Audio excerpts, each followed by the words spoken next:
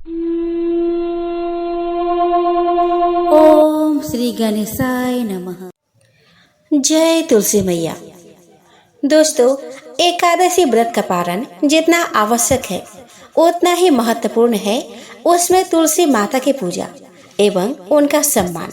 शास्त्रों में कहा गया है कि बिना तुलसी दल के एकादशी व्रत अधूरा माना जाता है। तुलसी माता स्वयं लक्ष्मी जी का रूप है और भगवान विष्णु को तुलसी अत्यंत प्रिय है। एक बार की बात है जब एक व्रती ने पारण तो किया लेकिन तुलसी माता का अपमान कर बैठा। तब क्या हुआ, यही है वह कथा जो न केवल हमें व्रत की मर्यादा सिखाती है बल्कि तुलसी माता के दिव्य स्वरूप का भी बोध कराती है। इस कथा में छिपा है भक्ति का सार और तुलसी के प्रति श्रद्धा का महत्व जो व्रत को पूर्णता की ओर ले जाता है। तो आइए दोस्तों, इस वीडियो में हम तुलसी माता की वह पावन कथा का श्रवण करें जो हर एकादशी व्रती को जाननी चाहिए। तो दोस्तों, बहुत पुरानी बात है। किसी गांव में ब्राह्मण और ब्राह्मणी रहते थे। वे बड़े ही धार्मिक, चरित्रवान और नेक इंसान थे। वे परम विष्णु भक्त थे। वे प्रत्येक महीने के दोनों एकादशी का व्रत किया करते थे। भगवान की कृपा से उनके घर में किसी चीज की कोई कमी नहीं थी। 5 साल का बेटा था उनका। उन्होंने बड़े प्यार से उसका नाम मोहन रखा था। बड़े ही खुशहाली से उनका जीवन व्यतीत हो रहा था।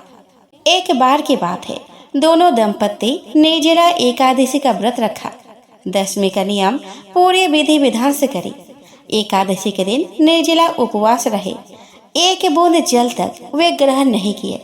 उन्होंने दिन रात भूखे प्यासे रहकर प्रभु की आराधना की। रात्रि को जागरण किया। अब आई एकादशी व्रत पारण का दिन, यानी कि द्वादशी तिथि। दोनों ब्राह्मण ब्राह्मणी ब्रह्म मुहूर्त में स्नान ध्यान किया। भगवान विष्णु को पंचामृत से स्नान कराया, भोग बनाया, दीप धूप जलाए और आरती भी करी। दिल खोलकर दान दक्षिणा भी दिए, परंतु वे एक बात भूल गए। उन्होंने भगवान को तुलसी दल अर्पित नहीं किया। जल्दबाजी से यह गलती उनसे हो गई। अब इस बात से अनजान वे दोनों पारण करने बैठे। आंगन में उनका बेटा खेल रहा था। जब वे पहला ग्रास मुख में रखने ही वाले थे तभी उनका नजर आंगन में खेलते हुए उनके बेटे पर पड़ी। उन्होंने देखा कि एक बड़ा सा अजगर उनके बेटे को निगल रहा है। वे दोनों दौड़े भागे आए आंगन में, पर तब तक वह अजगर उनके बेटे को पूरी तरह से निकल चुका था और वह जंगल की ओर भाग गया। अब ब्राह्मण और ब्राह्मणी करे तो क्या करे, ऐसा क्यों हुआ उन्हें पता ही नहीं चला। दोनों माथा पकड़कर बैठ गए। उनके दुख का कोई सीमा नहीं रहा। रो रो कर उनकी हालत खराब हो गई। वे अब करे भी तो क्या करे। यह बात आगे की तरह पूरे गांव में फैल गई। सभी लोग डर के मारे अपने अपने बच्चे को घर में बंद कर दिए ताकि उनके बच्चे को वह अजगर उठाकर ना ले जाए। पूरे गांव वाले सदमे में थे कि यह क्या हो गया। उस गांव में एक बुढ़िया माई भी रहती थी। जब उन्होंने यह बात सुनी तो वह दौड़ी दौड़ी चली आई ब्राह्मण और ब्राह्मणी के पास। ब्राह्मण और ब्राह्मणी ने सारा हाल कह सुनाया कि कैसे उन्होंने निर्जला एकादशी का व्रत किया, कैसे उन्होंने आज पारण के दिन भगवान की पूजा करी, उन्हें क्या भोग लगाया, दान दक्षिणा में क्या क्या दिया।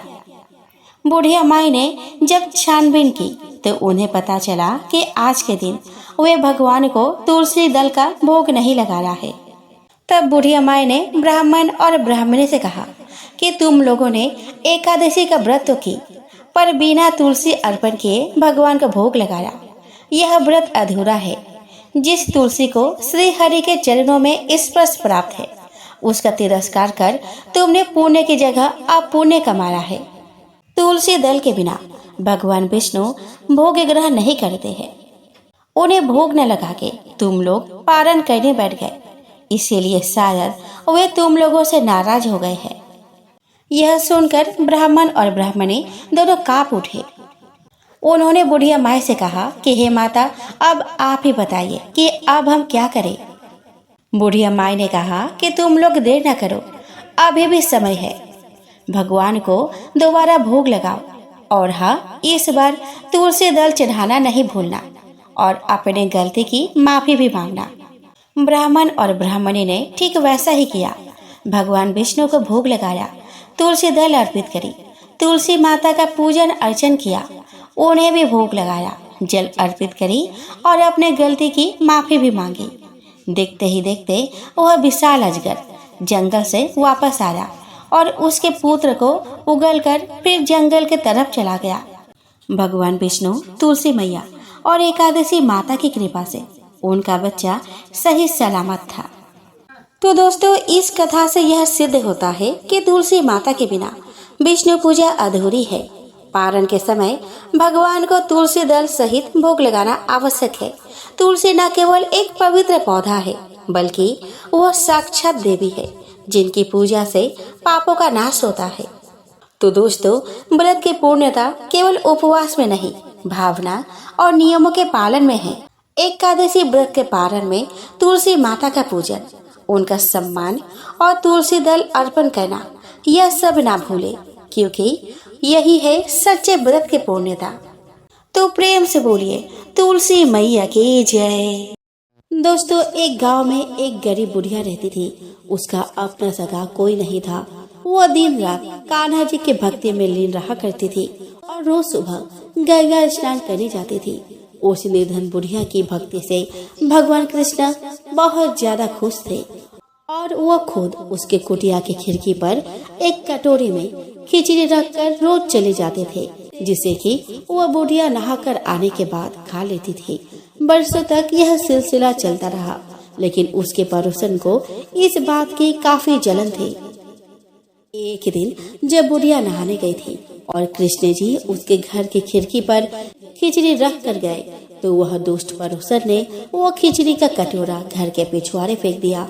जब गंगा स्नान के बाद बुढ़िया घर लौटी तो उसे वह कटोरा नहीं मिला। बुढ़िया बहुत दुखी हुई और भूखी ही रह गई। पड़ोसन यह सब देखकर बहुत खुश हुई, लेकिन जहाँ उसने खिचड़ी फेंकी थी वहाँ एक तुलसी का पौधा उगा था। एक बार उस राज्य की रानी बाहर टहल रही थी, तब उसका ध्यान उस तुलसी के पौधे पर पड़ा। उसने उस तुलसी के पौधे को उखाड़कर अपने महल के आंगन में लगा दिया, जिसे वह हर रोज ब्रह्म मुहूर्त में उठकर स्नान करने के बाद उसे जल से सींचती थी। दोस्तों, तुलसी जी के प्रताप से वह रानी जल्द ही गर्भवती हो गई और 9 महीने बाद उसने जुड़वा बच्चे को जन्म दिया। वे दोनों जब बड़े हो गए तब वह दोनों किसी से भी बोलते नहीं थे, लेकिन जब वह दोनों शिकार पर जाते तब रास्ते में उन्हें वही बुढ़िया मिलती जो अभी भी यही कहती कि कहाँ गई मेरी खिचड़ी और कहाँ गया मेरा कटोरा।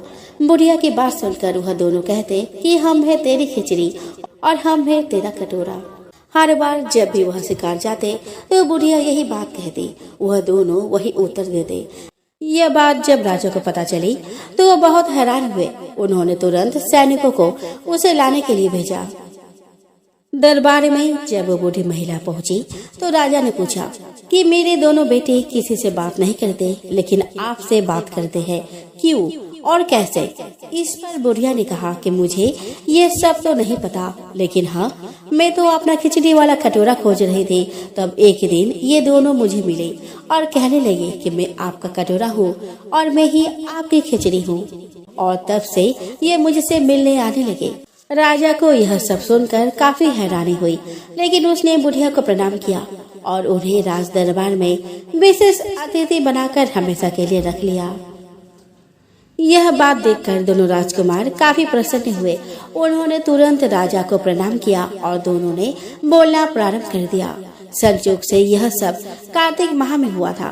तब से ही कार्तिक मास में पवित्र नदियों में स्नान करने और तुलसी सींचने का रिवाज बन गया। किसी गांव में एक ब्राह्मण और ब्राह्मणी रहते थे। वे बहुत ही उदार, दयावान और ईमानदार थे। ब्राह्मणी के 2 पुत्र थे, लेकिन कोई पुत्री न थी। अतः ब्राह्मणी हर रोज अपने आंगन में लगी तुलसी माता को सींचती और प्रार्थना करती कि हे तुलसी माता, मुझे आप ही के जैसे एक पुत्री चाहिए। वह रोज तुलसी जी से यही प्रार्थना करती। कुछ दिनों बाद ब्राह्मणी गर्भवती हुई और उसने बहुत ही सुंदर पुत्री को जन्म दिया।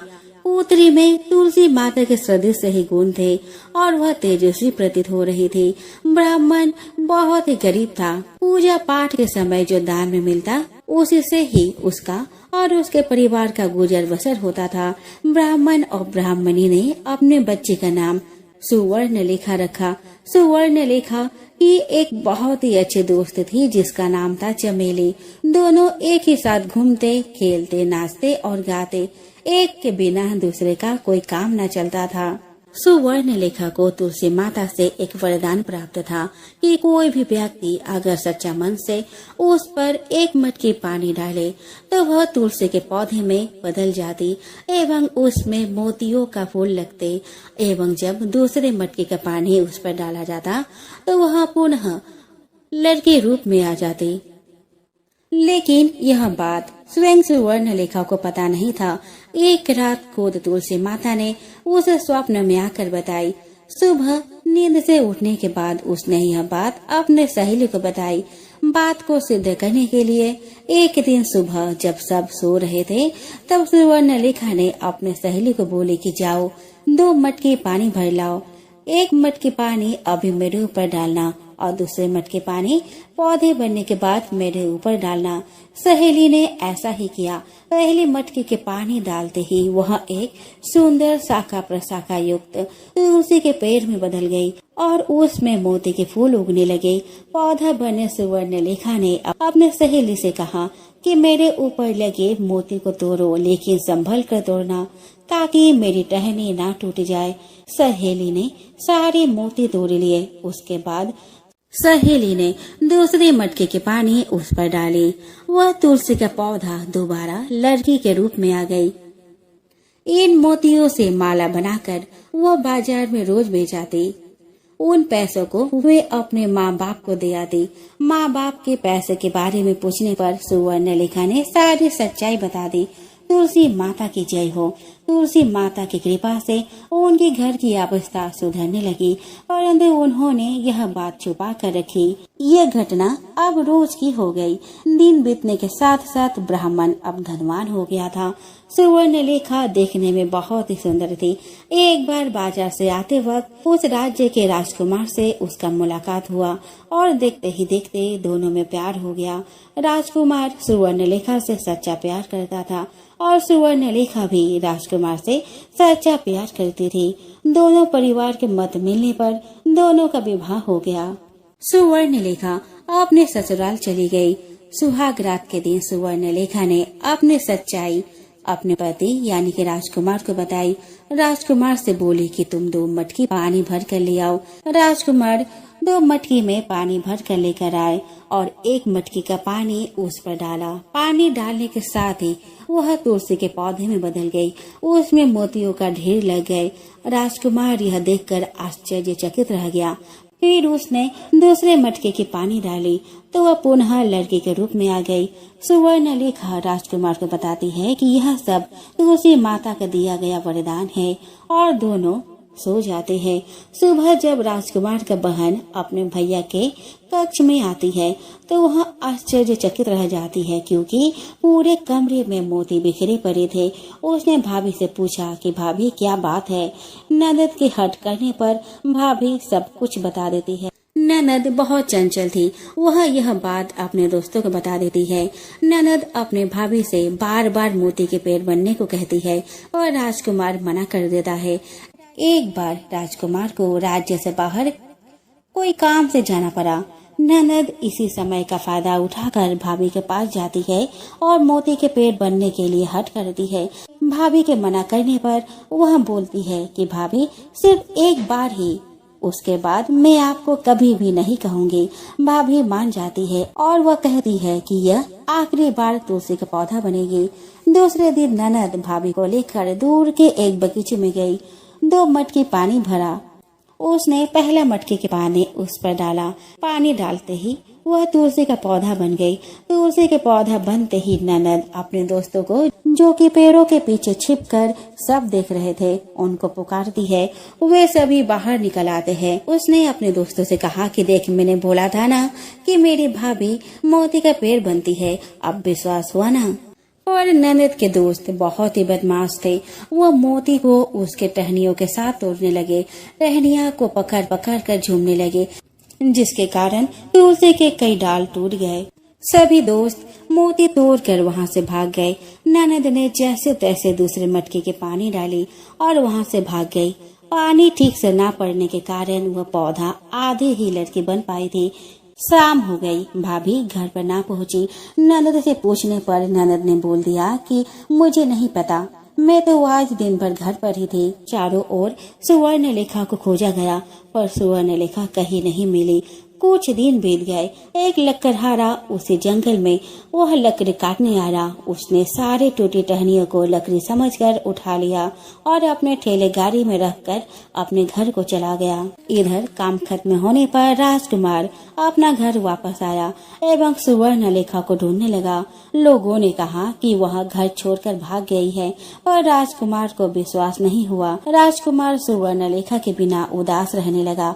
उधर एक दिन लकड़हारा लकड़ी काट रहा था। उसी समय उसे उस लकड़ी के ढेर में से रोने की आवाज आई। उसने उस ढेर में देखा एक छोटा सा मांस का टुकड़ा था, जिसमें से कहरने और रोने की आवाज आ रही थी। लकड़हारे ने उसे संभाल कर उठाया और कहा कि तुम कौन हो और तुम्हारी ऐसी अवस्था किसने की है। तो सुवर्णलेखा ने सारी बात बताई। तब लकड़हारे ने उसे उस बगीचे में लेकर आया जहाँ से वह उसे उठा कर ले गया था, पर दुर्भाग्य से उस पौधे के बाकी हिस्से उसे नहीं मिले। अतः लकड़हारे ने सोचा कि उसे राजकुमार को ही सौंप देना अच्छा होगा। अतः उसने राजकुमार को खबर भिजवाई। राजकुमार भागते भागते सुवर्णलेखा के पास आया और उसे देखकर रोने लगा। सुवर्णलेखा ने सारी बात कह सुनाई। राजकुमार सुवर्णलेखा को लेकर राजमहल आया। उसने बड़े बड़े ब्राह्मणों को बुलाया एवं इसका उपाय पूछा।